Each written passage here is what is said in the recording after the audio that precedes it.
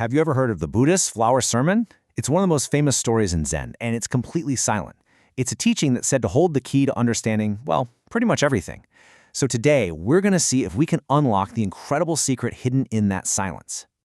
So picture this, the Buddha is on Vulture Peak, surrounded by all his followers, and instead of giving a lecture, he just holds up a flower and says nothing. Everyone is just completely baffled, right? Except for one disciple, Mahakashyapa. He gets it, and he just breaks into this big smile. And in that moment, the Buddha says his most profound teaching has just been transmitted. So, what on earth just happened? What was the secret that passed between them without a single word? Now, how do we even begin to unpack that? Well, luckily, this isn't just some old Zen fable. We're looking at a specific text, the chapter wherein the Brahma King resolves his doubts. And in it, a divine being, the great Brahma King himself, basically asked the Buddha to explain what was going on. I mean, think about that. Right there in the scripture, a literal God stands up and says, excuse me, Buddha, we don't get it. He speaks for everyone, asking point blank, what did holding up a flower actually mean? And that question right there sets the stage for a truly mind-blowing answer. So the Divine King asks the question. How does the Buddha respond? Well, he starts by explaining that what he passed to Kashyapa was something called the secret meaning. Okay, so what is this mi-yi, this secret meaning? The text is very clear here. This is a truth so deep that words can't even touch it. You can't reason your way to it. You can't read a book and suddenly understand it. It's the direct experience of reality itself, something that you have to realize on your own. And the Buddha makes a really important distinction. All his spoken teachings, all the sutras, all the philosophies, he calls those expedient means. They're like tools perfectly shaped to help different people get closer to the truth. But the secret meaning, that is the truth. It's the classic Zen pointing finger and the moon. The spoken words are the finger pointing. The secret meaning is the moon itself. That flower wasn't a puzzle. It was a direct finger point to reality. Okay, so if this secret meaning can be put into words, where do you find it? This is where the teaching just explodes. The Buddha basically says it's not hidden at all. In fact, it's literally everything. And to show us what he means, the text starts laying out these incredible, powerful pairings. First up, paradise-like pure lands and our messy, imperfect world. At their very core, the text says they are both expressions of the secret meaning. Then, it gets even more radical. It dives right into our ideas of morality, following the rules and breaking the rules. Both, it says, are manifestations of this one single reality. You can probably see where this is going. And yep, there it is, our most fundamental categories, good versus evil. The text says that these two are just different expressions of the secret meaning.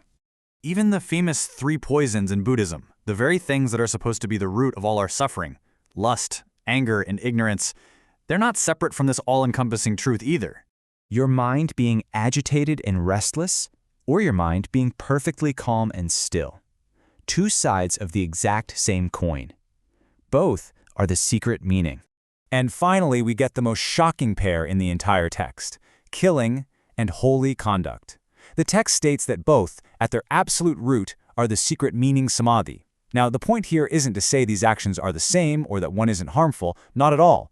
The point is to show a reality so total, so absolute, that it contains every opposite without any contradiction. So what's the big takeaway here? It's that according to this teaching, there is absolutely nothing outside of the secret meaning. Not a single speck of dust, not a single thought, not a single action, whether we call it holy or we call it horrible, it is all a manifestation of this one ultimate reality. Okay, that leads to a pretty obvious question, right? If this secret meaning is in everything, all around us, all the time, why don't we see it? Well, the Buddha explains that it takes a special kind of perception, something he calls the treasury of the true Dharma eye. This right here is the key that unlocks the whole thing. The true Dharma eye isn't about your physical eyes. It's a state of mind, a state of awareness. It's the enlightened mind itself. It's what the Buddha gave to Kashyapa. It's the ability to see past all the pairs of opposites, like good and evil, and to perceive the one secret meaning that connects and contains everything. And the text uses this beautiful analogy to explain it. Imagine one person in the east watching the sun. To them, it travels west. Now imagine someone in the west. To them, the sun comes from the east.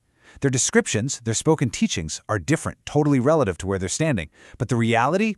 It's the same sun. The true Dharma eye sees the sun directly, not just the limited description of its path.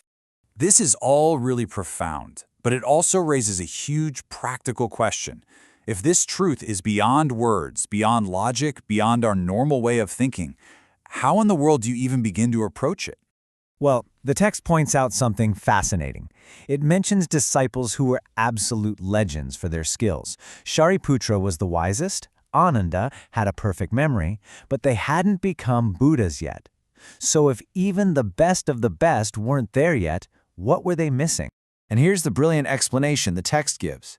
It says, those disciples had mastered the functions of the mind, all its different tools, but they hadn't yet realized the fundamental essence of the mind, the very stuff that those tools are made of. It's like being a world-class chef who has mastered every technique but hasn't realized they are themselves the source of all food. Realizing that essence is what leads to Buddhahood.